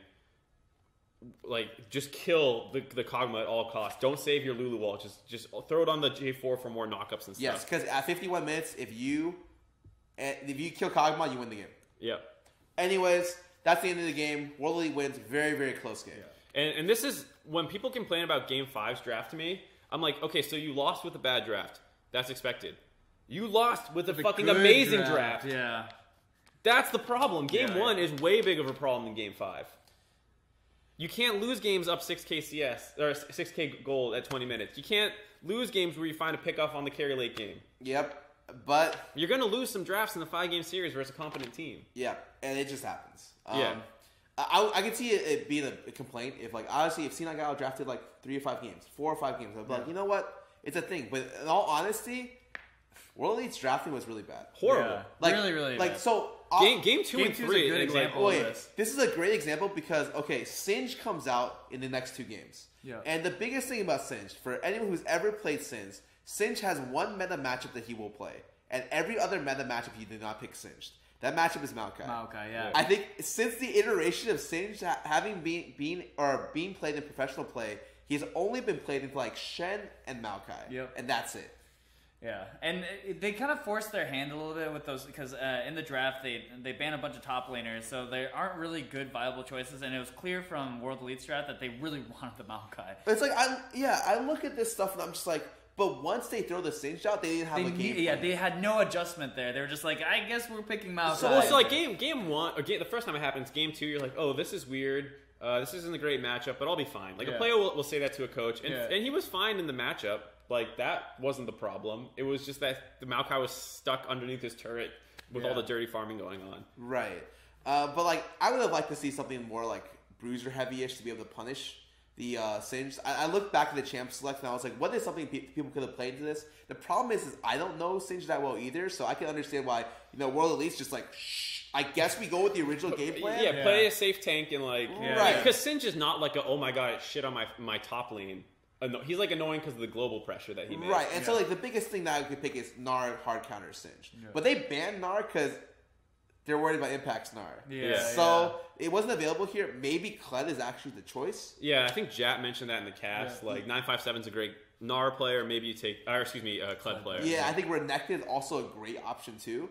But they went with Maokai, which I thought was just off the bat terrible in the Singe. And also Singe into an immobile AD carry is a lot of trouble as well. So the first 3 games as well, WE's adaptation is fucking god-awful. Contracts gets Jarvan all 3 games. Yeah. And he's playing Jarvan great, in my opinion. And he found the great pickoff in game 2, or game 1, to almost win the game for them, finding that flank on the Kog'Maw. This time around, they're against a mobile carry again. Yep. With Singe being able to throw the goop down that ground, you just Cataclysm goop. It's you you're can't so move fucked. anywhere. And to be honest, I still don't really like the Sedge and the Jarvan thing. So I can understand why World Elite's like, if we get Sedge, that's okay. Yeah. I think Jarvan's only really problematic if you have stuff with Jarvan. So Jarvan with Soraki, Jarvan with Singe W, Jarvan with Galio. Jarvan Galio, yeah. Right. Like really, like because even Jarvan Ori.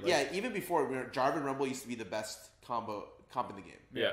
And so like it's only really deadly with those. I still think for a Sejuani, it's okay. I don't want to say it's too bad this game, but maybe going later into the draft, maybe Jarvan does become something you want to look at. Yeah, so what ends up happening in this game, Jensen's kind of smashing mid really hard into Corki, which is actually not a good matchup for Orianna for the most part. I don't know if it's changed in recent, but it used to be... It used to be that the Corki is the counter pick. Corki wins against a lot of standard mages.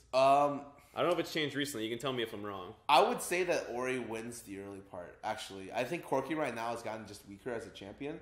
I think the best you look for Corki is like you get a little bit ahead, but you're not guaranteed the Q damage at all. It's just you throw it out there and you hope that it does better, Whereas like for me, that matchup is slightly Ori favored till you get 2 items, 1 to 2 items at Corki. And then Corki can actually poke people down. All right. Either way, Jensen smashes.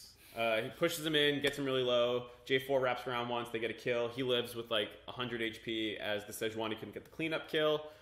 He's able to get out, and then they start diving bot lane.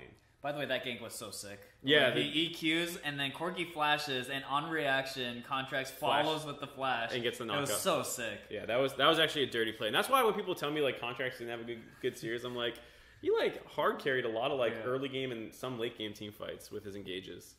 So anyways, I thought Contracts had a good game. As they start playing more and more, though, C9 starts losing objectives to go for plays. So, like... the one thing I want to say is that, like, Mystic is just, like, I don't know, getting a lot of these early towers. Towers earlier than I'd expect. This is a good example of, like, them getting a 10-minute tower. And you're just like, wait, I guess Mystic's just that good. Or, like, their bot lane is just that good. Right, well, Jensen roams top with Contracts to take a dive top lane. They get the dive off, but they lose bot turret at the same time. Right, Stuff like that keeps happening. But it's like even before the jungler comes, the tower is low enough health where it's like constantly being pressured. Yep.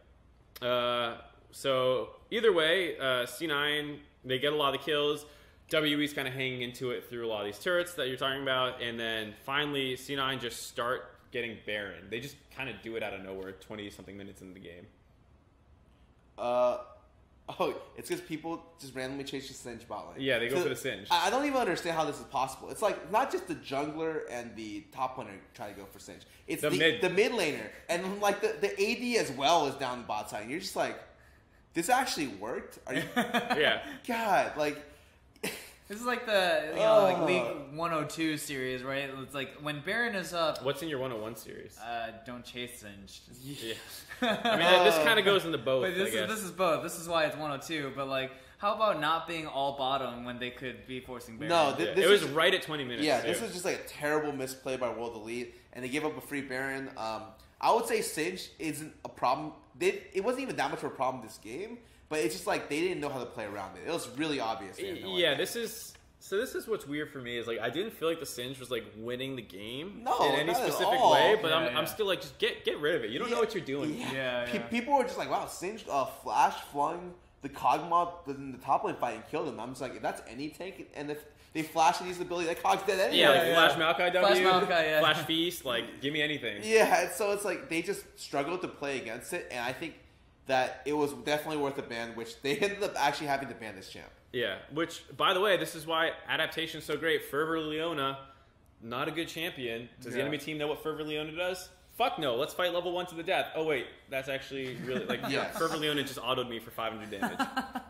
So, I'm down with, like, some weird shit as long as it's still, like, meta enough. And Singe is still a tank, even though I didn't really like his build this game. He built, like, all damage. Which is really you went weird. Leandries into Rylai's. I thought the build was like you go Righteous Glory with like tank shit and like maybe a Leandries. No. I thought generally the build is you rush Righteous Glory with Merc Treads, which would make sense because he's literally playing against Sedge Maokai or something. Yeah. And then afterwards you go Leandries if you're ahead. Yeah, or like a Rylai's maybe or something. Yeah, and then instead he like first itemed it. I'm just like, you need this to get pressure on Maokai. You pressure Maokai regardless. You just need the Merc Treads to make sure you don't die. Yeah, he didn't get that to like 3 items. Yeah, it was really weird. He went Rylai's. Leandries Rylai's. Yeah, he was like, "What the fuck?" Okay, whatever. This looks. You guys win either way. Anyways, the game ends because but on the next Baron, pretty much. Yeah. They 4-0 the enemy team and the game's over. Yeah, it's not too much to say. Just it was a very fast game. Game 3, even faster. Oh, someone's saying the build changed because Singe passives changed, so he doesn't need as much anymore because now he needs gets as much mana, move speed, and so it's like, okay, I can maybe understand that, but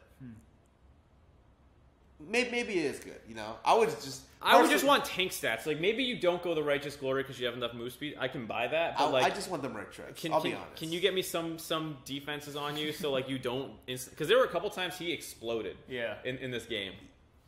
Anyways, let's go on to game 3. Game 3. Hey, let's not adapt at all. Let's not ban the Singe. Let's not take the J4 away. Why don't we also, we'll flex Maokai. They'll never see that one coming. Oh god. And I will say their adaptation of going Kate Lulu, that's a really hard combination to kind of like to beat. To beat for Singe, like they cut 2 with Singe. Yeah. One of the longest range champs in the game, and Lulu's Lulu is one of the slows best and- peels yeah. in the game. So that was like maybe their adaptation, but realistically, once the Cho gets locked in, you're like, well, that's only going one way. Yeah. And so, of course, if I'm a Singe player, I only want to be playing to Cho'Gath, Shen, Maokai. Yeah. And then Cho'Gath's probably the hardest one. Like Shen, he can clear the wave the easiest. Yeah.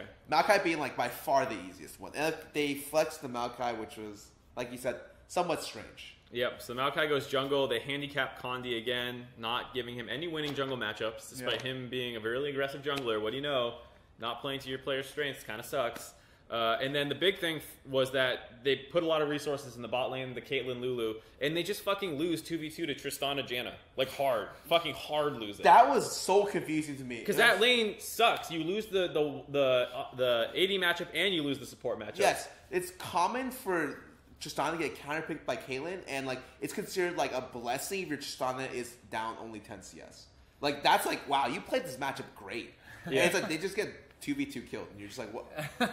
Oh, okay. And they weren't even pressuring before then. The CS was even. Yes. And then they take this all in, and you're just, what the fuck? So people might not think like certain deaths matter. This 2v2 lost them the game. Yeah, there's different things. Like 2 tanks in the top side, one gets ganked and dies, doesn't matter. Jace gets ganked in the top side, dies and loses sums, game might be over. Yes, and this is a situation where like you need to make sure the Triss doesn't go off and your Caitlyn constantly has pressure, or else you have no mid game to speak of. Caitlyn needs to be ahead. Yes, because Caitlyn's weakest point is the mid game, and that's usually like offset by the fact her early game's so good. She gets the first tower, she has item lead, level lead, and runs and clears all the tier 1 towers around the map, so that when you get mid game, you have a nice cushion. And in this mid game, the Triss was an item up. They got to the point where the Triss was an item and a half up. At 14, so they get the 2v2. The Singe is doing fine topside. They try to dive, or they do dive bot lane. They get 2 kills, take the turret, and then WE tries to punish. The Jace roams down. Sneaky plays it super well. They get 2 more kills. 14 minutes of the game, 5-0, goes back, 2 items completed at 14 minutes in. I.e. Shiv at 14 minutes. Yeah, and you're just like, they can't win. Yeah, and this is like not... Caitlyn's on BF sword. Yeah, this is not a game where Singe mattered. Like, let's be real. Again, I don't care, but it's you can see that WE are like so flustered. They just keep fucking themselves. Like, what do we do about the Singe? Take Maokai jungle. Like, why are you doing that? Yeah, so this is a situation where this game was just over once the bot lane plays happen. Yeah. And also, Maokai's just being abused this whole time, by the way. Yeah, he's not tanky. He like W's in. Triss 3 hits him. Yeah. Not his fault. Yeah. Yeah. Triss got 5-0, like way too quick. But yeah, for the most part, this is like really, really, really fast game by C9. Yeah, Jensen gets smashed in the mid lane, but it doesn't matter. Yeah, Jensen even gets solo killed this game. He but, gets dove once, solo killed another time. I don't even remember that because Triss got so big after the bot lane rotation, the bot lane dive, that you don't need to think about anything else. Triss 5-0. Triss had 3 completed items, the double crit items, when Caitlyn had Shiv and then BF plus pickaxe. Oh, I think he I think he had boost pickaxe. And you're just like, okay, well, Triss is just going to kill everyone. Yeah, so this game's over. And at this point, hey, it should have been a 3-0 for C9 if they actually won game 1. Yep. But that doesn't happen, so we head into game 4. And this is where hope starts to die. And yeah, WE fire back. A lot of people were talking about how WE looked super depressed, how like they seemed like they were like mentally defeated. Mystic looked like he was about to cry at the start of game 4, and then like Palm comes up behind him, gives him a little back rub, gives him that little bit of Korean coaching. If that's the coaching, Yeah, just it's the just back like, row. hey, dude, they'll all be over soon. All right. Yeah, worry just about don't it. get 2v2'd in lane this time, all right? Yeah, can you not throw the game after and make my draft look even worse than it was? Jesus, dude. Anyways, they banned Singe this game. In the post-game interview, Mystic says, "Yeah, I asked for a Singe ban," and that's when you're just like, "Yes, that was a good ask. Yeah, good request." And overall, I thought the drafts were pretty even. So, excuse me, Jensen basically played like roamers like Talia and Aurelion Sol. Ori played Orianna. This time he was on the Ori again, right? Yes, he was on the Ori, and this is one of Shia's better games. Yeah. Hard pressures the map constantly while maintaining even CS. Tries a level 3 Talia bot lane gank, and you're just like, what is this? Yeah, you see C9 question mark ping him like, what the fuck is this? And then he's up top lane at 6 to get the kill, and he's still this entire time pretty like even CS, yeah, almost exactly. Yeah, pretty much fine. So he plays the early game really, really well, getting his team to lead. And Contracts. I think this is a game where you can say he played bad. He played really bad. I think this is the game if you're going to criticize him is this one. Like, okay, he did a really risky play, level 2 top lane. Yes, that's super risky. Okay, didn't get the kill, so he instantly is super far behind. Yeah, he's far behind, and the way he recovers this, okay, he kills jungle, then invades in the jungle bot side, and that's always a very dangerous invade. Well, so after he does the gank top, I think he tries to go for Krugs as well, and Condi gets the smite on the Jarvan, so he takes the big Krug away, and it puts him further behind. Then he goes for the bot invade because he's so desperate for CS. And he dies. And this is the game where I'm like, did Condi play this game great? Like, I thought he got like that good smite off, but he just collapsed on like Contracts overextending. I thought the Contracts played this game worse. Condi was just there for the cleanup, and his team like made up like the majority, like the good collapses, right? He got his first assist top lane when GA ulti top lane. He just caught the other guy running the river. Yep. And his second assist or kill is when he got overdove, and then finally he makes like a play bot lane. Yeah, C9 try to find a way to like get back into this game because they're losing. The whole top side's losing. Bot was I think mostly even at that point, and then they go mid to try and pressure the turret. I think Condi goes in and gets kind of blown up, but it baits C9 into like going hard on that turret, and then the Kog'Maw just destroys everybody. Yeah, generally the way I see this game is Shea secured the early game really, really well with Condi backing him up, and then eventually, even in the mid game, Shea played super well, and Mystic is always going to be very consistent damage source for your team. As long as he doesn't get 2v2 killed in lane, he's usually super good at for carry, and so he got pretty much like handheld through the early game, which is all he needs. Yeah. If you get any Chinese AD in this position, they're just smashing. Yeah. Mystic's Korean. Whatever. I know. Kidding. Just because people said that before. Slap the camera. That was me being chat. C9 start playing super aggro after that first mid skirmish goes bad. They get really aggressive in the river, try and pick off Condi, who just turns around and blows up. I think it's Sneaky, might have been Jensen. And this happens right near when Baron's coming up. So they take a bunch of fights near mid river, not playing like they're from behind, and just get destroyed for it. Monster snowball out of WE. Right. And the game's over. And then now we go to the most controversial game, the game where people think this is why C9 lost the series. All right, walk us through the draft. Okay, so in this draft... And it is an awful draft, to be clear. Yes, 100% will agree this draft was not very good. So World Elite gets Janet, Cog, Galio in the first 3 picks. Already, I tell you that, you're just like, oh, the other team didn't draft. They just forgot the ban, right? They were AFK. Yeah, they lost some of their drafts and like they first picked like something stupid. That must have been what happened. And God, here's the thing: people like, 957's a Rumble player. He has a good Rumble. 957 hasn't done anything this series that scares you. So like, if Game 5 he's gonna lock in Rumble and smash your team, that's a fine way to lose the series, right? Like, if their guy who has not been doing anything good all series long steps up and smashes, then fine, let him do it. Okay, don't give him Galio. My other critique is it's like, I don't even care about that. Okay, let's say you leave up the Galio. You won the ban Rumble. Let's see how they had 2 other options that would have been better in the draft than they ended up getting. But before we get to this, C9 in their first rotation took Shen, Sedge, Orianna. So it was Caitlyn. No, Caitlyn Sedge. Caitlyn Lulu was the last 2 picks. No, it was Caitlyn Sedge first 2 picks. Are you sure? 100%. Did Shen get rotated afterwards? And I just locked it in too late. I think you looked too late. Shen was taken first rotation red side, or first rotation second phase, and then Ori was taken last. Oh, okay. I think I just locked it a little bit late. Okay, Kate Yeah, you probably because they probably started. Yeah, I just locked it. Yeah, Kate Sedge. I think right now one of the highest priority picks is Galio. So I would like to see Galio somewhere in there. And it's not like the enemy's Caitlyn was so good that you're afraid of it. You're just like your Kog'Maw is great. Like this guy's been like winning so many games on Kog'Maw. Your Caitlyn, you died 2v2 in the lane you were supposed to win. Like, we won this game the fastest possible against you. And it's Kate Janna, so if you take the Lulu plus another 80 carry with decent early game, you still are fine in that 2v2 most likely. Kate Janna's annoying, don't get me wrong, but if you have a Galio to help defend against the bot pressure, suddenly becomes a lot easier. Yes, and I think that's something that was much easier to look for. I just don't think they even needed...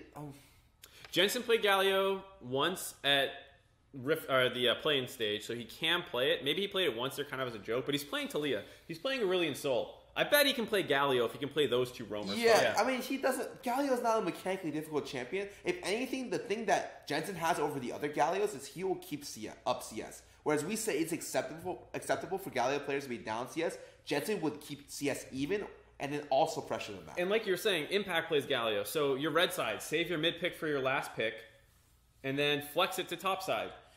Some people are asking why did they never ban Kog'Maw? I think it's very, very easy. It's just because Kog'Maw is not as impactful as champions like Galio. They basically beat Kog twice. Yeah. Game 1, they effectively beat it. They just fucked up execution-wise, so I have no problem there. Game 2, they actually beat it.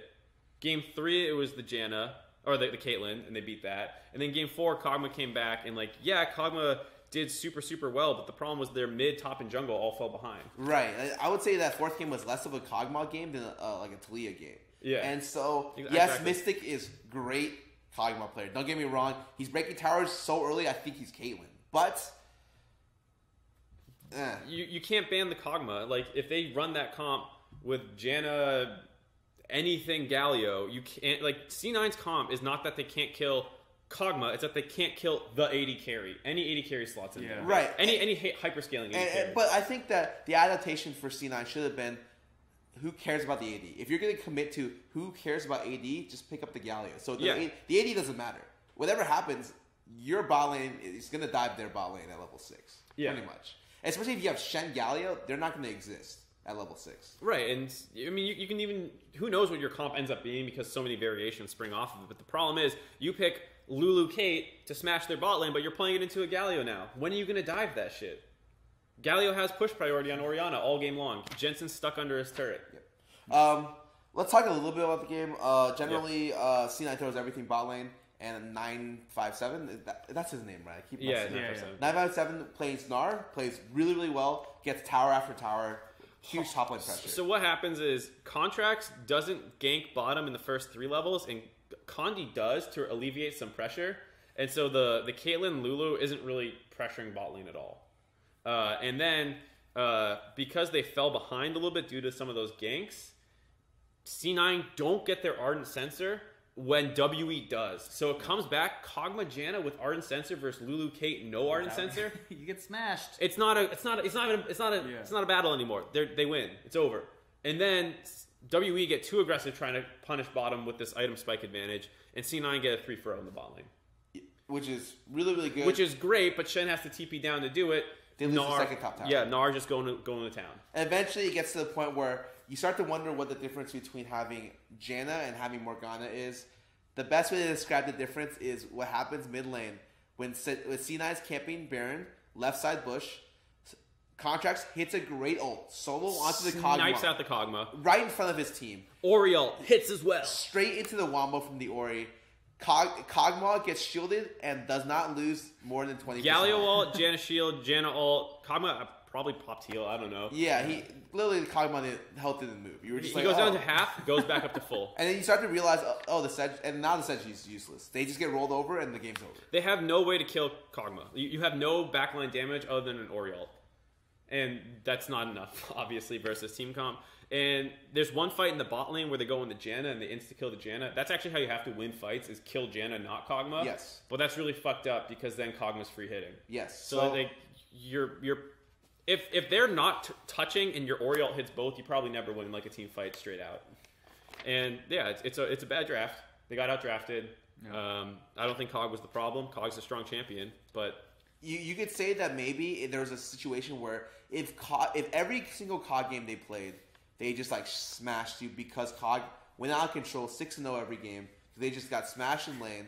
Then you could be like, okay, well, we should ban the COD because it's the only thing giving us trouble. But realistically, C9 lost the first game because of poor execution, and then they dealt with, like, for the most part, the other lanes or roles were more important than the Kog'Maw. Yeah. For instance, if it was Kog'Maw and Morgana, and then Kog gets caught there, Kog maybe has the potential to die.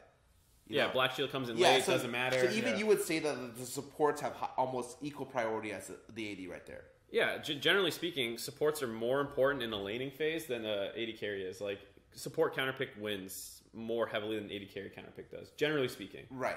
So, like, you want to pressure the enemy team's AD carry, and they have Janna, well, Lulu will beat Janna, and then your AD carry also beats it. And, like, that's why all-in supports are, whatever. Anyways, the series is over. What are your takes on the series? I think Contracts played well, despite what some people think. Horrid Game 4. Horrible Game 4. Game 5, he was a Sejuani with 0 follow-up on his engage. I mean, like, they have Shen, they have Ori, but you're playing it into so much... Because we didn't even talk about Gragas. Gragas is in WE's comp as well. Gragas, Janna, how are you ever supposed to get best disengaged jungler. Mm-hmm. Like, what are you ever supposed to do? So, he had some really nice ults. Like, he sniped out people consistently with Sejuani ult, where a lot of people are fucking those up and, like, going wide. His Sej ults were beautiful. But, like, what are you going to do after you land it? Nothing. So, I thought Contracts was really, really good. I cannot wait to see this dude again next year. It felt like he grew so much between spring and end of worlds. Yes, I also can't wait to see C9 next year if they're willing to go out of their comfort zone for picks. Maybe a new, entirely new dimension to this team. I think, will this roster return in its entirety? More likely they lose one player. I think that's what I would say about most teams in North America. At least one player goes. Yeah, it's hard to say for C9 because they did well. They are all a lot of like old players. You don't think Contract is going anywhere. You don't think Smoothie's going anywhere. You doubt Jensen's going anywhere. You doubt Sneaky's going anywhere. So you're probably looking at Impact. But even then, like, Impact seems happy there. Yeah, exactly. Yeah. Maybe they have the same roster. If they do, I'd love to see what they do next year. World Elite, on the other hand, what do you think? Shakiest team heading into quarters for me, or semis for me. I thought they were quite fortunate to win the series, actually, and I don't know. I felt like the ball was in C9's court to win the series, and they couldn't do it. They couldn't execute. World Elite obviously deserved to go on, but yeah, they look shaky as hell. Yeah, I think like the way that I look at SKT in their 5-game series, and I'm like, they'll learn from this. They'll get better. I'm not convinced WE has that like rapid improvement. Because SKT have like a history of like, oh man, we started shaky and then just kept getting better. I would be a lot more. I would like it a lot more if I saw maybe more drafts of theirs. Maybe seeing if they did adapt really well in the last draft, but having lost 3 drafts before and almost the 4th one as well, you're not really happy about like how slow the draft improvement took. Yeah. So, in terms of actual players, I think their ball line's fine. They had that weird 2v2 death, but for the most part, Mystic and... Why do I always forget the support player? Ming? Ben. Ming is... Mystic and Ben played generally pretty well, except for that one game where they just got complete trash can. Yeah. I'm kind of worried about Chinese junglers. Generally, they'll have like... They feel inconsistent. Yeah, they're just really Well, to be fair, SK... fucking... Peanut and Blank are pretty inconsistent as well. Yeah. Is it weird? Well, like, you look at all the Western junglers, and I'm like, they're playing pretty consistently well, which is weird to say. I don't know what I should say about that. Yeah. But I guess maybe right now, I think what the big thing is right now is if you make a mistake as a jungler in the current meta, the AD carry will tear you a new one. You will literally die in like 4 hits. Yeah. If your bot lane turret gets broken early and you didn't do anything, like, have fun on Cinder Hulk versus Ardent Sensor, like Shiv item with BF right, sword. And so you're exceptionally punished as a jungler in the current meta, even if if they get their bot lane ahead and you're like getting their top lane ahead, you still get punished because like their bot lane scaling like kicks in really fast. Yeah. Yeah, it depends what top laner it is, because like Cho'Gath and some other ones get like disgusting as well. But I think for semifinals, if you want to hit predictions really quickly. Okay. I think it's tough to say because Samsung probably looked like the best team in quarters. Oh. Yeah, they had the most convincing series by far. Yes. Ambition played Sedge all 3 games. Yeah. Which teams, whoever's playing Samsung, do they already have the actual drafts? Yeah, it's WE versus SKT and Samsung versus RNG, I believe. Oh. Chat can correct me if I'm Oh, wrong. nice. They got the 2 teams like opposite. Or Yeah, two- so it's Korea versus China. But, Yeah. Oh, cool. So that way we can get an all Korean final. Well, I mean, what? Oh, the bird's nest. Other way around, so it's RNG versus Samsung, SKT versus WE. All right, well, SKT versus RNG. Okay, chat is all over the place as well. SKT RNG. Yeah, you should look it up. SKT RNG is what seems to be winning out right now. That seems okay. SKT versus RNG. NRG versus start changing Okay, the team. SKT versus RNG and WE versus Samsung. Yeah, so I think Samsung pretty much a lock for finals just based off how quarters looked. Yes. Samsung team played against Longzhu. And Like, I'm confident slapped if them up. Ambition gets Sedge banned, he can play other junglers. Yeah. Like, Gragas, yeah. J4. Dorfin, Yeah, and for the most part, they've proven that, like, regardless of their mid lane heavily ints in the early game, they're still a good enough team to be able to carry. Yeah, I mean, Crown's good in the mid late game. Yeah. He carries himself once you kind of like, throw him past the early You game. throw him in the baby stroller and, Yeah. like, kind of push him along. Yeah, you got to help him, like, down the flight of stairs. Jesus. But that's probably my biggest worry is that, like, Crown early game is actually exploitable. Yeah. So, and I think all the remaining mid laners are fairly good. Yeah. She's probably one of the weaker. Like, probably actually the 2 best are going to be Shahu and Faker. Yeah. Faker being like this. Yeah. That it feels weird. I wish. Oh yeah, I think WE loses this pretty hard. Gia on Jace great. Gia on Galio, yeah, of course good. But then after that, he feels kind of weak. And the thing is, it's like if you're Samsung, you just put Crown on Galio. Like you heavily prioritize that pick. Yeah. Yeah. And I think that he's pretty much good on anything across the board. QV super good. The bot lane was fucking monsters in the Yeah. series. Yeah. So you're just like you're pretty much worried because Samsung played the best in the last series, and a lot of junglers are going. Wow. Prediction for the score: 3-1. 3-0. 3-0. Yeah. I'll take 3-0. I mean, it's close. I can see a world where WE gets a good draft and wins a game. I don't think they're that much worse than Samsung, but I just thought they won pretty unconvincingly versus C9 and Samsung looked really good. So. versus Longzhu. Yeah. Kind of different opponents. Yeah. SKT versus RNG. I'm sad this had to be the semis. Yeah, dude, I want... This would have been a great final. This would have been the great finals because it's the rematch of Uzi trying to get his revenge versus... It's kind of weird for me, though, because, like, based off of some of the other finals... Well, one, in previous Worlds, too, we usually have one of these, like, semifinals be, like, way better than the Right, finals. Rock's SKT will you're be just like one of the semis where you're just like... why wasn't this the incredible finals, semis. right? Yeah. But this time around, I'm actually not that hyped about it, just because both these teams look much weaker than I think I originally expected them to come into Worlds. Like, RNG doesn't look nearly as good as I thought they would. SKT doesn't. They're still like charging up, but it doesn't feel. Like it's like Faker and Friends. It's kinda yeah. how I see I it. mean, and even Faker admitted in his interview, right? He was like, I don't know how hungry we are about it anymore, and like. He seems pretty hungry. I don't know about. Yeah, he carried his... Yeah, I don't know. Despite what his in-game and interview, whatever. Yeah. But like, I think, I don't know, I'm still hyped for it just because it's Uzi versus Faker. Yeah. And, Yes. like, that, just like Uzi getting denied in Season 3, Uzi getting denied in Season 4. is this his time? I want him to be able to win. I mean, those 2 players are probably some of the top performing World players of all time. So Yeah, both times Uzi hard carried his team to finals. I love the mid lane matchup. I think of any of the mid laners, I wanted to see this specific matchup. Xiao is probably the. Also, great history versus Faker in international competitions.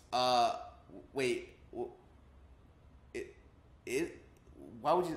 They played MSI and stuff like that. Oh yeah. They've played a couple times. Anyways, I'm really impressed by him so far. I'm really impressed by Faker. I thought, holy moly. There was like stats shown about it, and he is just actually crushing it. He's like #1 in all the mid lane stats. So. Yes. I'm not surprised. This guy's a monster. I just want RNG to win for like 1 Uzi and 2, so the finals is Korea versus China, and that and the Bird's Nest would be super fucking hype compared to Korea versus Korea. Yeah. So maybe a little bit of bias there, but I would love RNG to win as well, but I want to see like Faker playing at his best. I think if he does play at his best, he can carry a lot of people. Like, he can carry a whole team across the finish. And his team isn't that bad. I'm most worried about SKT's bot lane. Like Wolf and Bang in laning phase. Oh my god, it's like you're watching like that C9 game where C9 solo kills them in lane, like across the whole series. And that's what I'm most worried about. It's a situation where you're playing this really weak laning phase team against Uzi. Yeah. That's what's gonna be hype about this, though. I to get to the predictions, will still say SKT 3-2. I want Uzi to win, but it's hard to bet against SKT, man. I'm with you on SKT 3-2. I really want RNG to win as well, but like after seeing essentially what Faker did in the last series, I don't know. It's hard for me to be like, yeah, this guy won't carry his team. I think, RNG looked better in quarters than SKT did, but like we were saying, SKT will improve. Like they're so good at adapting to like what's going on around them. If Bang doesn't in lane, dude, I don't know, man. That might be hard to see. Yeah, that's a kind of a big if potentially. Yeah, which is so weird because Bang was like in the running for like a lot of people's list for like top 80 carry. He had crazy performances all across the last year, but different meta. Yeah, it's very different meta. If you rate like the 80s right now, like he wouldn't even be top 3. Yeah. Like no Ezreals, no Ashes, no utility bot lanes, no Jins, none of that. Yep, I think SKT will win as well.